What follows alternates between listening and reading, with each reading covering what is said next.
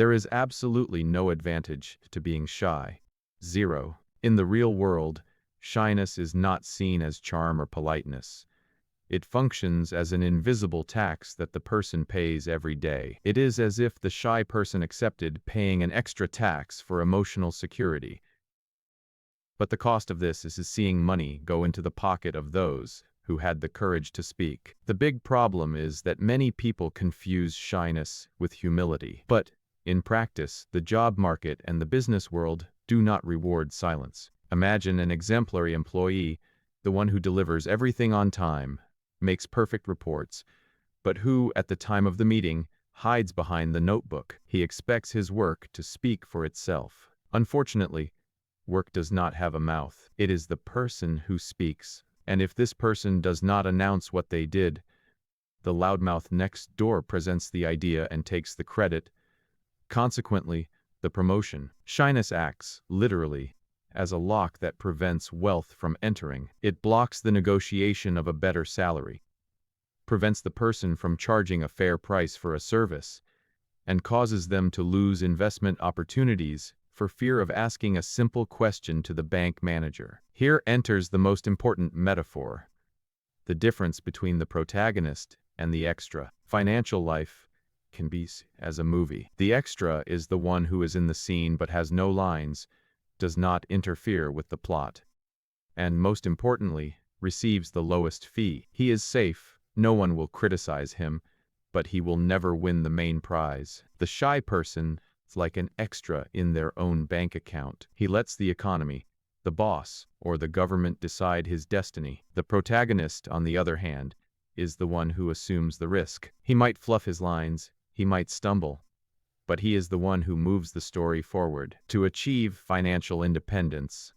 the person needs to leave the back of the room. Money is essentially an exchange of value between people. If the person hides from people, they are hiding from money. Accepting shyness as something unchangeable, "Oh, that's just how I am," is the same as signing a contract accepting to earn less for the rest of your life. Now that we have established that shyness is expensive, we need to understand what exactly is this visible force that pulls the handbrake when it comes to making money. Contrary to what many think, shyness is not just being quiet. In fact, it is an obsessive discomfort with what others are thinking. It is an exaggerated, almost paranoid, concern with the opinion of others. The shy person is not focused on the work or the opportunity.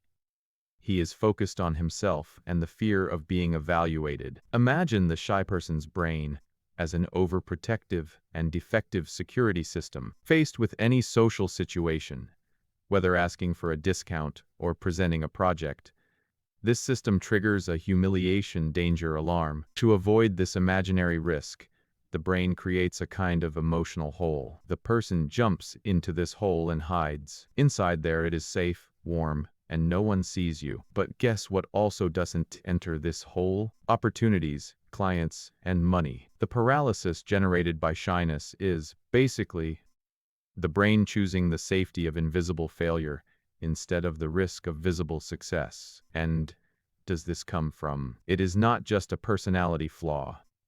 There is an interesting biological explanation, something we can call the pleaser gene. If we go back thousands of years in time, when we lived in tribes in caves, being expelled from the group meant certain death. If you displeased the leader or the majority, you were left alone in the jungle with the lions. For this reason, our primitive brain developed a deadly fear of displeasing. The problem is that the world has changed, but our mental software has not been updated. Today, no one will die if they stutter in a job interview or hear a no when trying to sell a product. However, the shy person's body reacts as if he were about to be devoured by a tiger. This primal fear of being judged and expelled from the social tribe transforms into a financial barrier. The person prefers earning little and being accepted or ignored, rather than earning a lot and running the risk of bothering someone or being criticized. Understanding this is fundamental.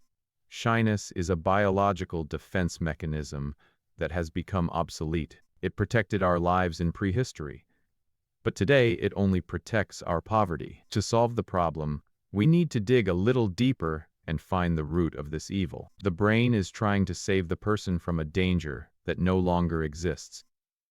And the bill for this excessive protection arrives every month in the bank account. This happens because of the so-called core memories. Often, the adult who trembles in front of a client or stutters when asking for a raise is, in fact, a scared child wearing a suit and tie. It could have been an episode of bullying at school while reading a text aloud, or very strict parents who repeated phrases, "Those who talk too much greet horses," or "Children have no say." These negative experiences get recorded in the subconscious as an absolute truth. The brain creates a rule.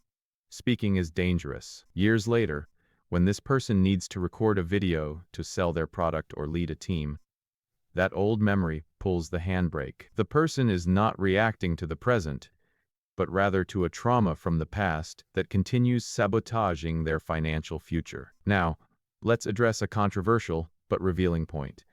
The ego. It is common to associate ego with arrogant people, but the shy person also suffers from a self-centered ego. Shyness carries a secret dose of vanity. She enters a room and thinks everyone is looking at her hair, judging her clothes, or analyzing every word she says. The shy person believes, even if unconsciously, that they are the center of the universe. But the reality is liberating. No one cares. This belief generates absurd anxiety. People are too busy thinking about their own problems and bills to be monitoring the shy person's life. The fear of judgment is, at its core, the presumption that one's own image is important to be scratched. Finally, we have the biggest lie the shy person tells themselves. I was born this way, I will die this way. When the person realizes they are just one more in the crowd, the pressure decreases and money starts to flow better, because they stop trying to protect an image that no one is attacking. This is what we call fixed mindset. The person treats communication as if it were eye color or height, something immutable. But the truth is that speaking, negotiating, and exposing oneself are skills like playing the guitar or driving. No one is born knowing how to drive, and no one is born a great speaker. Everything is practice. Communication is a muscle. If the person never goes to the social gym because they think they are weak, they will remain weak forever. Accepting shyness as destiny is a choice, and it is a choice that costs very dearly. Now that we understand the origin of the problem, enough theory, and let's get to practice. Money does not wait for the person to feel ready. The first tool in this arsenal is the 3-second rule. To unlock financial life, it is necessary to hack the brain and bypass that defective defense system we mentioned earlier. The human brain is an excuse-making machine. If the person sees an important investor or someone they need to talk to and hesitates for more than 5 seconds, it's over. Fear has won. The brain will invent that now is not the time or he seems busy. The technique is simple. Saw the opportunity? Count mentally. 1, 2, 3, and go. Move your feet before the mind starts to negotiate. It is a physical action to silence an emotional reaction. For the shy person, public speaking seems like a nightmare, but the cure is gradual exposure, desensitization. The second strategy is the never deny a stage mindset. This means taking advantage of any and every tiny opportunity to speak. Did the boss ask someone to read the meeting minutes? Except, do you have to give a notice at church or make a toast at your aunt's birthday? Go. These are controlled environments where financial risk is zero. Treat these situations like a flight simulator. It is better to stutter at the Sunday barbecue than at the presentation that defines the annual promotion. Every small speech is a repetition at the communication gym. No one starts a game fighting the final dragon at level 1. For those who like games, this logic is very clear. You face the slimes before the big boss. First, the player defeats those weak blobs, the slimes, to gain experience. In real life, the slimes are simple interactions. Asking a stranger on the street for the time, chatting with the app driver, or even commenting in online chats. If the person cannot say a firm good morning to the doorman, they will not be able to negotiate a $1 million contract. It is necessary to accumulate experience in small battles to have the stomach for the big market wars. Finally, we cannot forget about appearance and results. Shyness often comes from insecurity. When a person dresses well and takes care of their own image, they hack their own self-confidence. It is the wearing the superhero shirt effect. But be careful. Losing shyness does not mean turning into a parrot, and does not do. The goal is not to be an empty loudmouth. The voice must be used to amplify real results. When the person knows they are competent and deliver value, speaking ceases to be an exhibition and becomes a necessary accountability. The result is the ammunition, and communication is the weapon. One without the other does not win the financial war. To close the lid on the coffin of shyness and open the safe of prosperity, the person needs to perform surgery on their own mindset. The master key here is a change of direction in the spotlight. Take the focus off yourself. Remember, we said that the shy person is kind of self-centered. That's right. The cure for this is genuine interest in the other. When someone is truly focused on solving the client's problem, helping a colleague, or selling a solution that will change someone's life, there is no room left in the head to think, am I blushing? Shyness does not survive service. If the mission is to help others, the I becomes small and courage appears. The salesperson who focuses on the customer's need forgets to be afraid of rejection, because his purpose is greater than his own ego. Another powerful mental tool is advanced forgiveness. The shy person's fear is judgment. What if they laugh? What if they think him weak? The strategy here is to disarm the enemy before the battle. The person must mentally forgive anyone who might criticize them. It is understanding that those who judge out of their own insecurity, not superiority. When you accept that people will judge anyway, because that is human nature, judgment loses its weight. It is as if the shy person said to themselves, they have the right to think whatever they want, and I have the right to prosper anyway. By removing the power of other people's opinions, the person regains control of their own bank account. Finally, the maximum reward for overcoming shyness is extraordinary connections. They say you are the average of the 5 people you spend the most time with. The shy person, by isolating themselves, drastically reduces this average. Wealth is rarely built in isolation.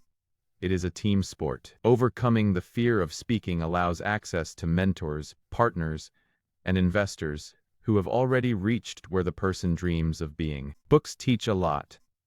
15 minutes of conversation with someone who has already walked the path are worth more than years of solitary study. Shyness builds walls.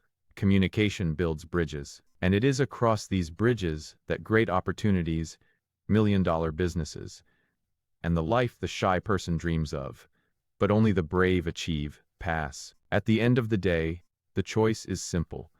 Either the person protects their shyness, or they build their empire. Both do not fit in the same life. To conclude, it is not enough just to understand that shyness is a loss. It is necessary to act to stop this financial bleeding. Theory without practice is just an elegant way of staying in the same place. Therefore, a practical challenge is proposed here for the next 30 days. The mission is simple but transformative. The aspiring protagonist must be the most attentive and generous person in any environment they enter. The rule is to create communication opportunities where they do not exist. During this month, the person cannot leave home and come back mute. If encountering someone on the street, one must ask for the time, even with a watch on the wrist and a cell phone in the pocket. If someone holds the elevator door, the thanks must be audible, looking in the eyes, and not just a nod. If bumping into someone, one must apologize clearly. The goal is to accustom the brain to interact without feeling like it is in mortal danger. A practical and fun example to break the ice.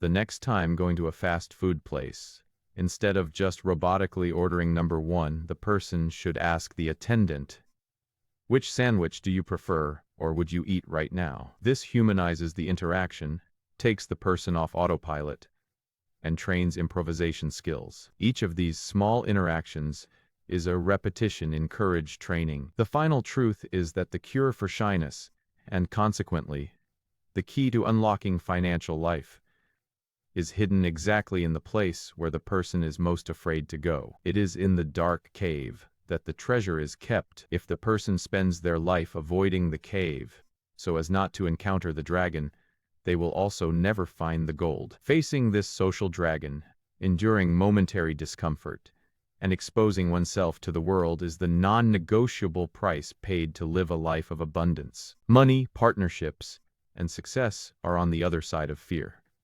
Now all that remains is to cross